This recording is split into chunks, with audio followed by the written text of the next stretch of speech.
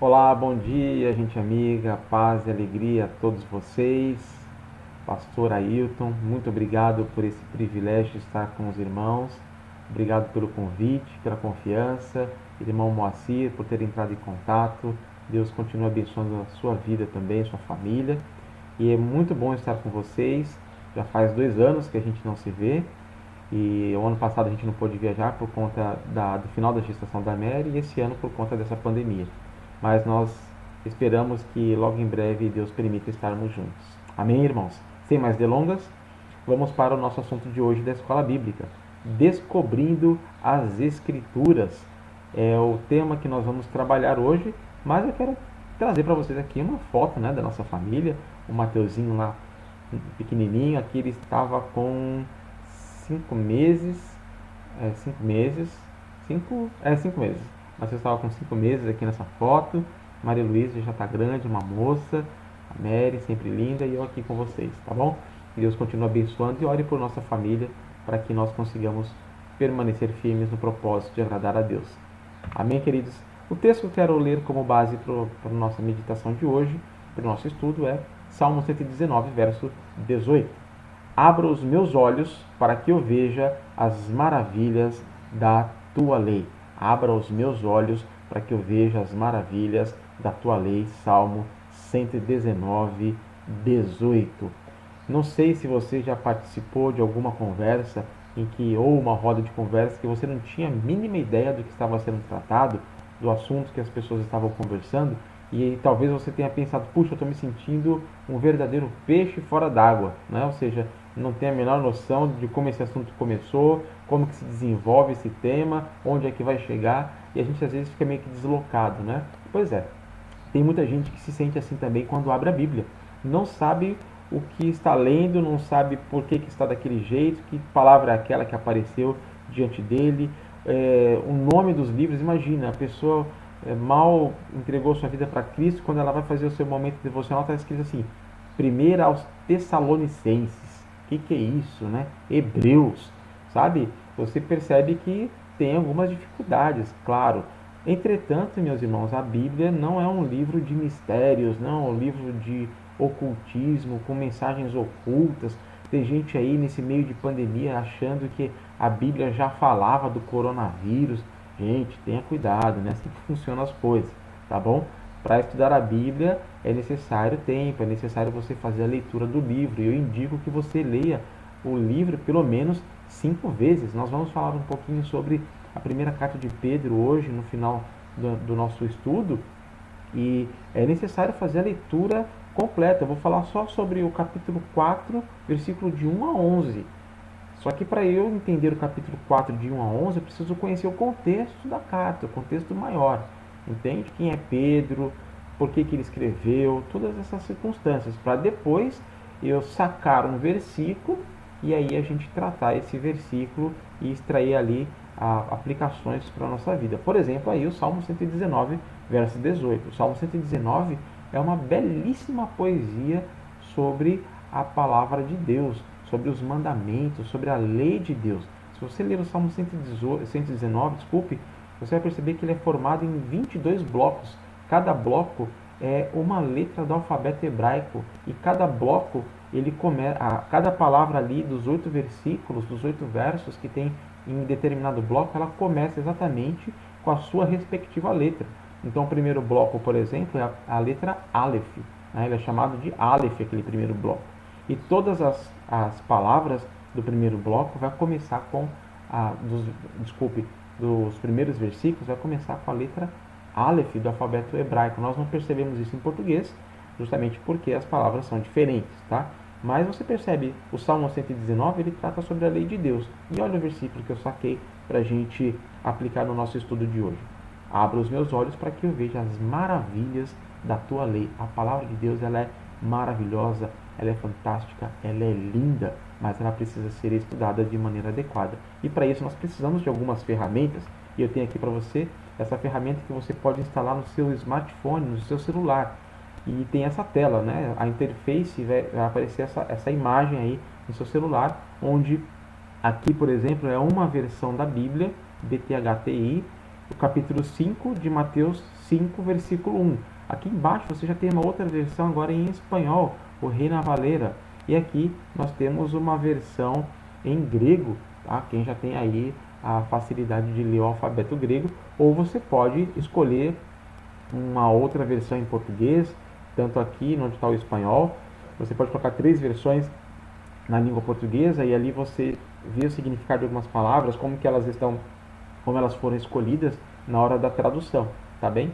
Então aqui são versões da Bíblia, tá? No que diz respeito à tradução da Bíblia. Você pode usar também nessa abinha aqui um comentário bíblico ou um dicionário. Esse aplicativo My Bible você pode instalar no seu smartphone, ele é fantástico, eu uso demais esse aplicativo, tá bem? E também tem o aplicativo que você pode usar no seu computador, que é este aqui que a gente vai usar para o texto de 1 de Pedro hoje. Aqui você tem o índice da Bíblia, tá bem? Os livros, você clicou, um clique só, você já abre o livro que você quer ler.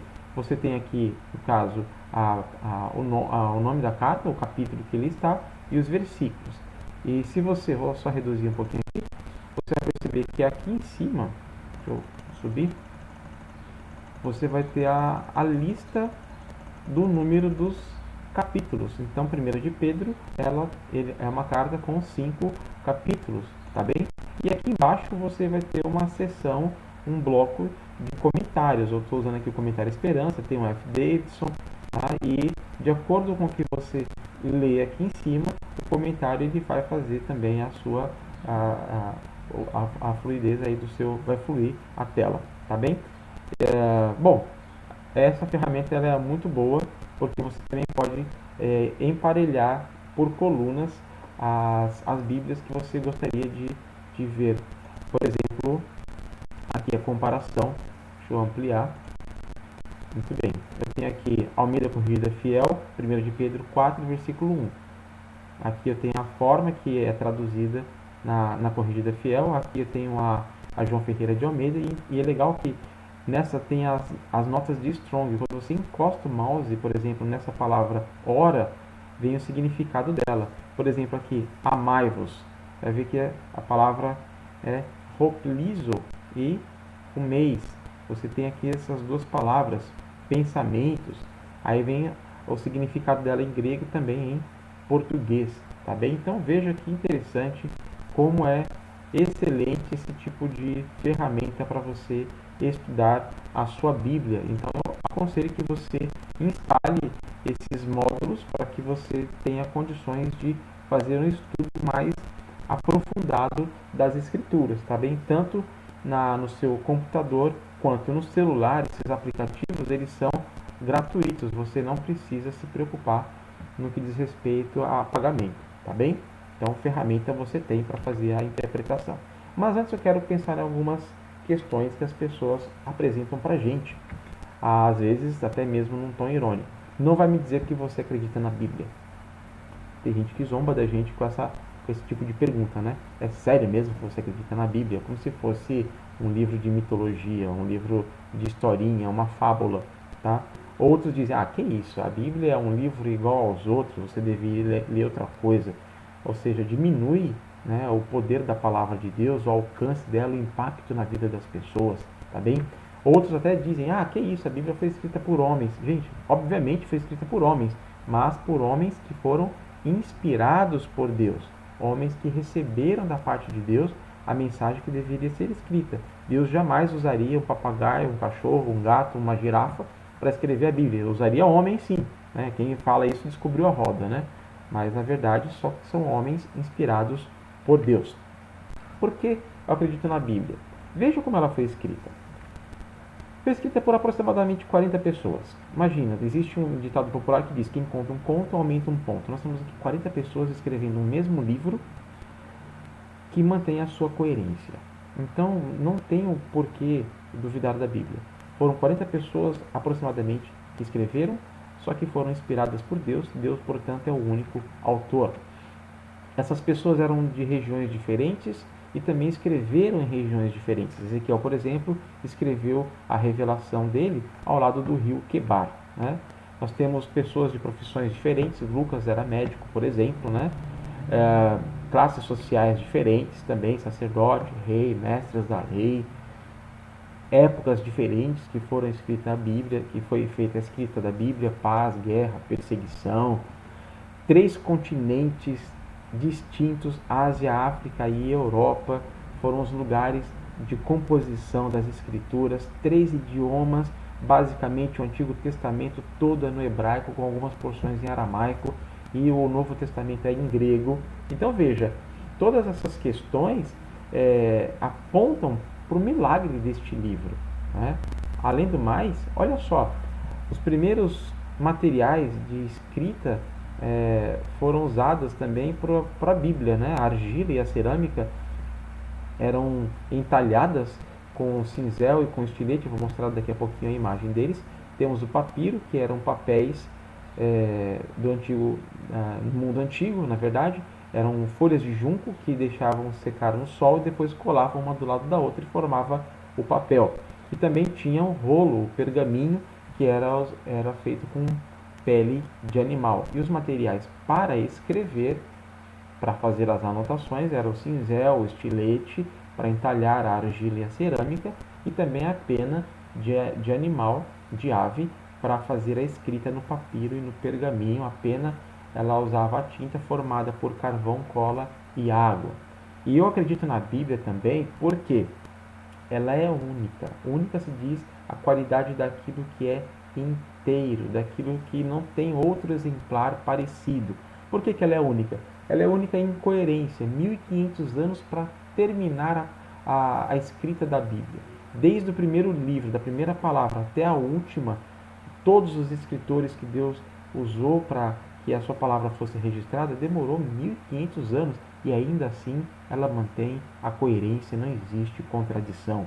A Bíblia ela é única em circulação, cada vez mais lida. Ela é única em tradução, cada vez mais traduzida. Ela é única em sobrevivência a tempo de perseguições, de críticas. Quantas pessoas ainda hoje fazem de tudo para dizer que a Bíblia é um mito, é uma fábula, e até hoje ninguém conseguiu provar diferente, porque ela é sim a palavra de Deus, dita para cada um de nós, dita, claro, no passado, em primeiro lugar, para os seus leitores originais, e a Bíblia ela chegou até nós hoje também. Ela sobreviveu ao tempo. Ela é única no ensino, as suas profecias todas se cumprem. De todas as profecias registradas sobre a pessoa de Jesus, todas elas se cumpriram. Profecias que foram ditas há milhares, eu diria, né? Mas, por exemplo, 1000 e poucos anos antes de Jesus nascer, ali quando Moisés registra a palavra de Deus, dita a Adão e Eva que viria sim alguém que destruiria Satanás. Depois nós temos outras profecias apontando para o Messias, para o Cristo, e todas elas se cumpriram. Profecias de Isaías, gente que viveu 700, 400 anos antes de Cristo, e todas elas se cumpriram sem que ele ainda tivesse vindo. E, claro, né, a influência da Bíblia na literatura, a sua bibliografia histórica, a poesia hebraica é maravilhosa, é diferente da nossa. A nossa poesia emprega bastante a rima, a poesia hebraica usa o paralelismo, o quiasmo. Então, tudo isso, gente, quando a gente estuda a palavra de Deus, vai descobrindo situações maravilhosas que somente a Bíblia pode proporcionar. É uma verdadeira viagem, né, aprender a palavra de Deus, aprender a Bíblia, tá? E a sua influência também nas línguas, tá bem? Então é por isso que eu acredito na Bíblia. E veja só as evidências externas, tá?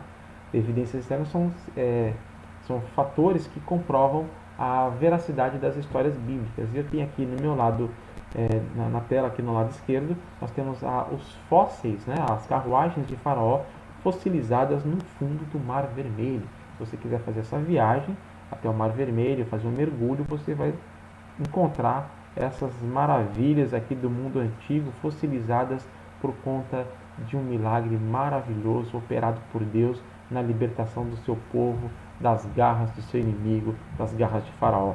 Temos aqui também a pedra que está em Cesareia, que está escrito aqui o nome de Tibério, aqui embaixo o nome de Pilatos, comprovando que essas duas personagens viveram na época que foi escrito que foram escritos os evangelhos na época de Jesus, tá bem? Então veja, são evidências externas que comprovam a veracidade da Bíblia, então a Bíblia não é um livro qualquer. Mas como que eu faço para conhecer a Bíblia, como que eu faço para interpretar a palavra de Deus?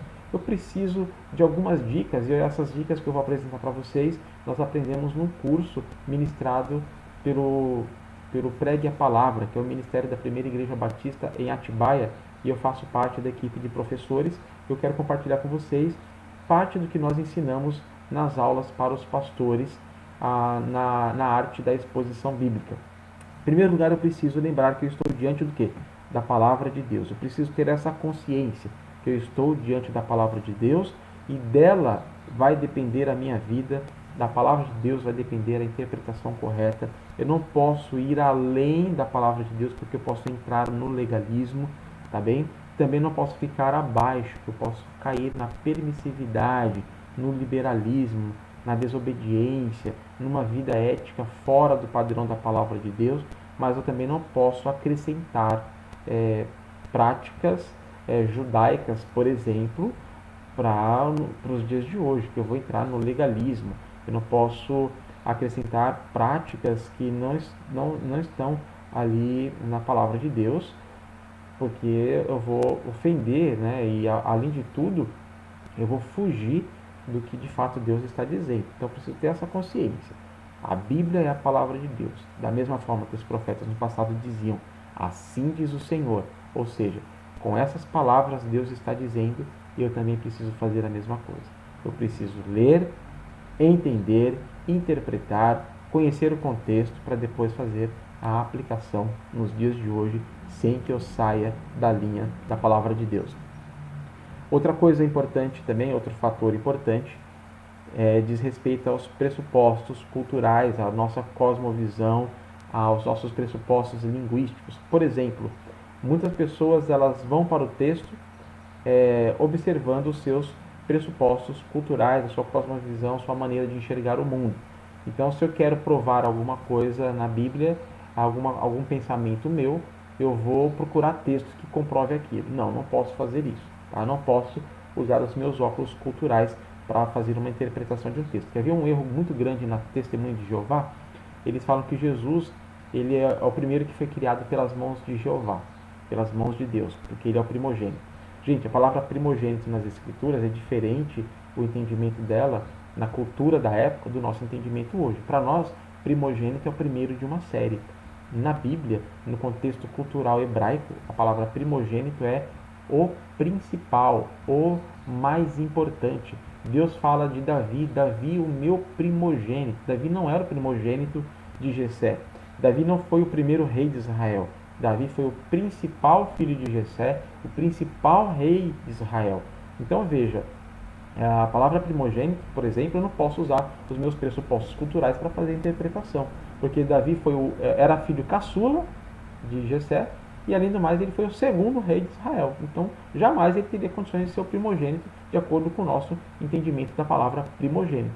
Já no contexto hebraico é diferente. Então sim, Davi é o primogênito porque ele é o principal rei de Israel, é o principal filho de Jessé por conta do seu ministério, por conta daquilo que Deus realizou na sua vida. Por isso eu preciso extrair do texto a interpretação correta para moldar os meus pressupostos, para moldar os meus pensamentos, para moldar as minhas atitudes, para moldar as minhas palavras, para moldar a minha maneira de viver. Por isso que nós usamos a expressão: a Bíblia é minha regra de fé e de prática. É a partir da Bíblia que eu extraio os princípios para viver e para as minhas condutas, para a minha maneira de falar, para a minha maneira de conversar, de interagir, de reagir com as pessoas, de agir com as pessoas, tá bem? Então, cuidado com essas questões, porque elas são fundamentais para a interpretação correta do texto bíblico. E eu preciso de algumas instruções para esta viagem no tempo, para entender a Bíblia. Eu não posso estar diante da palavra de Deus, esse pontinho aqui é a palavra de Deus, é o ponto de partida. Eu não posso simplesmente pegar a minha Bíblia, abrir e falar, vou ver o que Deus vai falar para mim hoje, né? Poxa, de repente você vai abrir um texto lá, está escrito assim, Judas foi e se enforcou, você está angustiado com a vida, e você vai lá, Judas foi e se enforcou, opa, Deus está mandando eu me matar também, será? Não, deixa eu procurar outro. Aí você vai, o que você tem para fazer faça depressa. Né? Aí, não, alguma coisa está errada com isso aqui, não vou me matar, Deus não quer que eu me mate. Aí, faça conforme as suas forças. Poxa, a pessoa vai e se mata porque interpretou a Bíblia de forma correta. Você precisa fazer a viagem lá para o contexto original.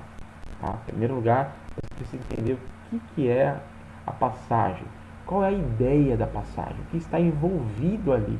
Para isso você precisa ler o livro todo, percebe? Precisa ler a passagem toda. Quer ver um exemplo? Quando você observa na leitura, vamos supor que você começa o capítulo 4 de Pedro, está escrito lá, portanto. Portanto, não é o começo da passagem, você precisa voltar no capítulo 3 para entender por que existe aquela conclusão de ideia, entende? As parábolas de Jesus, lá em Lucas, quando ele fala do filho perdido, a gente tem lá no título da Bíblia, lá, algumas Bíblias, tá lá, o filho pródigo, tá? Mas o certo seria... eu quero lembrar também, inclusive, que o título que aparece em cima no cabeçalho das perícopes, das passagens, daqueles bloquinhos da Bíblia, aquele título não é inspirado, tá bom? Não foi inspirado por Deus. Ali é nota do tradutor que inseriu para que você tenha mais facilidade de localização, da mesma forma que capítulos e versículos que também não estavam nos textos originais. A gente chama de texto original o autógrafo, aquele que foi escrito pela própria mão do profeta, do escritor da Bíblia. O autógrafo não existe mais hoje, não existe nenhum, só existe as cópias mais antigas, tá bem? E as cópias eram um processo muito complicado de realização, tá bem? Então primeiro vá para o contexto original, descubra qual que é a ideia da passagem, qual que é a resposta que Deus espera com aquela mensagem para os ouvintes originais. Primeiro vá nos ouvintes originais. Então, como eu ia dizendo, o filho perdido, né? A parábola do filho perdido. Se você volta, tem a parábola da ovelha perdida e tem a parábola da moeda perdida. Por isso que a ideia ali é do filho perdido e não do filho pródigo, porque pródigo significa aquele que gasta todo o seu patrimônio de maneira inadequada e de maneira inadvertida. É claro que ele fez isso, mas se você olhar o bloco da tríade de parábolas, está falando sobre o que estava perdido e foi achado, e a festa que aconteceu por conta daquele que foi encontrado. Então o objetivo da mensagem é este. Então você volta para o contexto original, observa o contexto maior da passagem, do livro, e aí você vai sim fazer a aplicação para os dias de hoje, baseado na expectativa de resposta que Deus tinha com a sua mensagem para aquelas pessoas. O que é que Deus espera de mim hoje? Percebeu como que deve ser feito o estudo da Bíblia? Então é dessa forma, porque não existe uma rota direta para os dias de hoje. Então veja, tenha cuidado na hora de fazer a leitura da sua Bíblia, por isso eu indico essas ferramentas de comentários bíblicos que vai te ajudar bastante, tá bom? Mas também tenha muito cuidado, porque tem muito comentário bíblico que não vale a pena você usar, porque ele vai prejudicar ainda mais. Busque principalmente informações sobre história, sobre gramática, sobre significado de palavras. Isso é fundamental. A geografia, a maneira como as pessoas viviam, a cultura da época, isso que você precisa, tá bom? Alguns comentários eles são mais interpretativos, então tenha cuidado com as interpretações, porque eu espero que pelo menos o comentarista tenha feito essa viagem dessa forma, tá bom? Então a gente precisa ter cuidado também com os comentários. Qual que é a resposta que Deus espera de você hoje? Diante de nós existe essa imagem de uma ponte.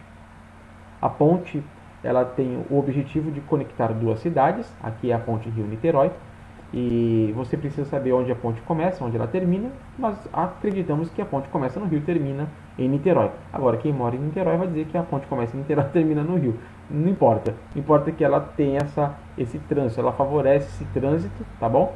Só que quando você olha para a ponte, você precisa observar as suas estruturas. Então nós temos aqui, em primeiro lugar, as colunas, as pilastras que sustentam a parte de cima, a pista, né?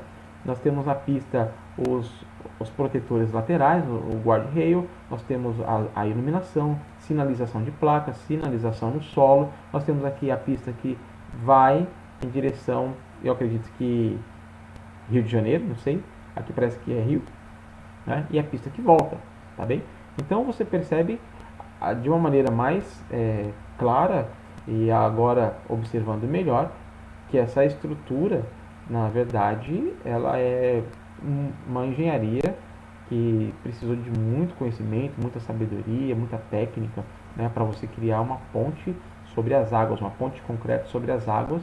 E é claro que a pilastra, a coluna dela, vai até o solo, né, até o chão lá, a rocha. Né? Então, é interessante você observar a coluna dessa ponte aqui, porque é a mesma maneira que você vai identificar as passagens bíblicas. Então, veja, quando eu olho para o texto da Bíblia, eu preciso identificar quais são o quê? As partes. O que é a estrutura? São as partes da passagem. É a divisão da passagem que você está lendo. Talvez você leia somente um bloquinho, que a gente chama de perícope. E esse bloquinho ele está dividido em parágrafos. Né? Tem palavras. Quais as palavras que se repetem ali? Então você vai observar a estrutura do pensamento do autor. Tá? Como que essas unidades de pensamento elas estão conectadas? Qual é a ligação de pensamento? Isso tudo é importante porque você vai perceber o desenvolvimento da passagem, você vai perceber o desenvolvimento do livro, o desenvolvimento da ideia do autor daquele livro. Né? E como que nós encontramos então a estrutura de uma passagem? Você precisa procurar por padrões. Tem passagens, por exemplo, que ela trabalha muito com contrastes. Nós vamos ver isso agora na primeira carta de Pedro. Outras passagens, elas trabalham com ideias, com palavras repetidas. Por exemplo, o livro de João, o Evangelho de João, repete muita palavra verdade, repete a palavra luz, repete a palavra amor. Também na carta de João, da mesma maneira, ele repete muito essas palavras. Então você começa a perceber a linha de pensamento do escritor, do autor daquele livro. Pedro, por exemplo, como ele começa? O que está acontecendo ali com aqueles irmãos? Por que ele escreveu aquela carta? E você vai perceber que existe um contexto de perseguição, de sofrimento, onde os irmãos precisam se esforçar para perseverar na prática do bem e se abster da prática do pecado, da prática do mal. Então, quando você observa esse ponto central, essa linha, que a gente chama de linha melódica, a melodia da passagem, você descobre a estrutura dela e você vai ter condições melhores de interpretação e, é claro, de também aplicação. Procure por padrões, por padrões na passagem, mudanças de pensamento. Tem passagens que mudam de cenário. Então preste atenção nessas passagens, nessas mudanças, para que você consiga escolher o texto e fazer ali o seu estudo, tá bom? Divida a passagem, descreva as ideias principais de cada uma dessas divisões da passagem e encontre as ligações entre esses pensamentos. Você percebeu lá na ponte que tem as colunas e por cima tem a pista, que a gente chama a linha melódica da passagem. Então é isso que você precisa descobrir, tá bem? Eu fiz aqui uma maneira mais prática para você estudar a Bíblia. Você imagine uma folha branca, você vai dividir essa folha em 4 quadrantes, 4 partes, e você vai fazer boas perguntas para essa passagem. Veja, nós precisamos observar essa questão aqui. O método indutivo é diferente do método dedutivo. O indutivo você vai lembrar do médico. O médico, para ele identificar qual é o tratamento, qual é o medicamento, ele vai fazer perguntas para o paciente, para ele identificar todo o histórico para chegar ao resultado final, né? a chegar à sua decisão, tá bem? Já o advogado é diferente. O advogado ele vai usar o método dedutivo. Ele vai descobrir qual é o direito que o cliente dele tem, mas para ele chegar na sua argumentação, para que o juiz acene a seu favor, ele precisa desenvolver de trás para frente. Então, por exemplo, se eu quero provar que o meu cliente tem direito à posse, eu vou procurar fatos e vou escolher ali provas, vou descartar outras para alcançar o meu objetivo. Diferentemente ao médico, eu preciso observar toda a situação. É assim que a gente vai fazer na Bíblia. Nós vamos trabalhar como médicos. Nós vamos olhar o texto, fazer perguntas para o texto e depois, descobrindo as suas respostas, vamos fazer observações para depois fazer a aplicação. Como que eu faço perguntas? Tem aí a fórmula 4 Qs mais um POC. O que são os Qs? Qual, que, quem, quando. O que é o POC? Por que, onde e como. E aqui eu vou colocar as respostas que eu fiz nesse quadrante. Eu vou escrever aqui várias perguntas. E aqui eu vou escrever as respostas para essa pergunta que eu fiz aqui, deste lado. E aqui embaixo eu vou fazer as observações do texto, do livro, da passagem, e do outro lado eu faço a aplicação, tá bom? Enquanto eu faço a observação, eu faço também a interpretação, eu posso fazer alguma correlação com outra passagem que possa confirmar a mesma ideia. Mas, cuidado, ao observar outras passagens da Bíblia, veja também o contexto daquela passagem para ver se ela combina com este daqui, que você está estudando agora.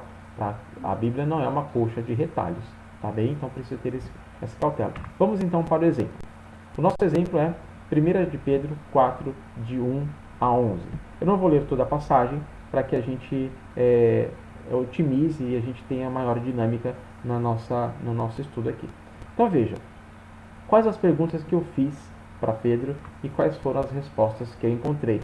Eu fiz perguntas gerais para a carta toda, porque eu fiz a leitura da carta, mas também tem perguntas específicas da passagem. Então vamos lá, para as observações e também para as aplicações. Qual o gênero do texto? É uma poesia? É uma narrativa? É história? É uma carta. Então preciso identificar qual é o gênero do texto. Trata-se de uma carta. Então eu tenho que ler de uma maneira apropriada esse documento. Quem é o autor da carta? O autor da carta está identificado no início, Pedro, e lá no final ele identifica Silvano como aquele quem o ajudou, quem o auxiliou na redação da sua carta. Onde estava o autor e onde estavam os destinatários? Vai assumir aqui um pouquinho. O autor estava na Babilônia, no caso aqui Babilônia é um codinome, que pode ser Roma, nós não sabemos, a maioria dos estudiosos entende que é Roma, tá? Mas a gente não sabe se Babilônia aqui é Roma ou se é Corinto, não sabemos, tá? Ele coloca só Babilônia.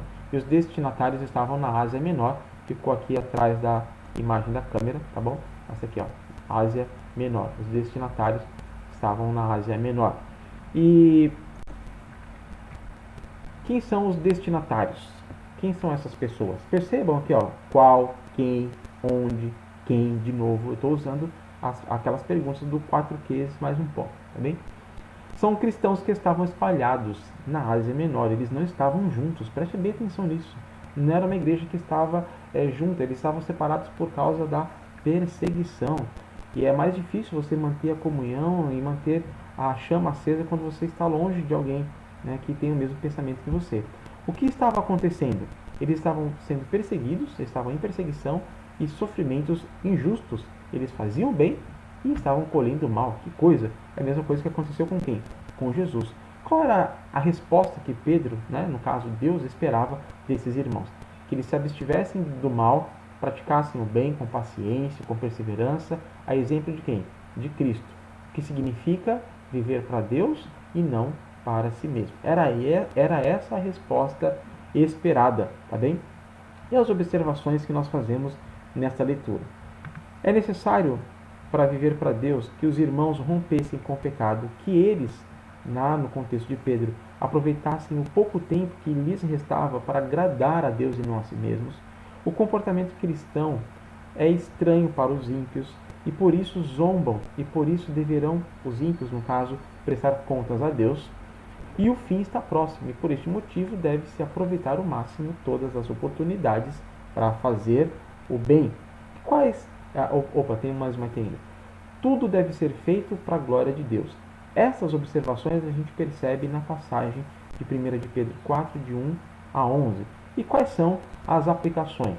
Para nós hoje, em 2020, devemos rejeitar o pecado com todas as nossas forças. Devemos perseverar na prática do bem, ainda que estejamos sofrendo por isso e colhamos injustiças na sociedade e no convívio com as pessoas. Devemos lembrar que os ímpios prestarão contas a Deus. Devemos lembrar que resta pouco tempo e por isso devemos aproveitar da melhor maneira as oportunidades que o Senhor nos concede. Devemos trabalhar, lembrando que Deus é o merecedor de todos os likes e de todos os elogios. A Deus seja sempre a glória.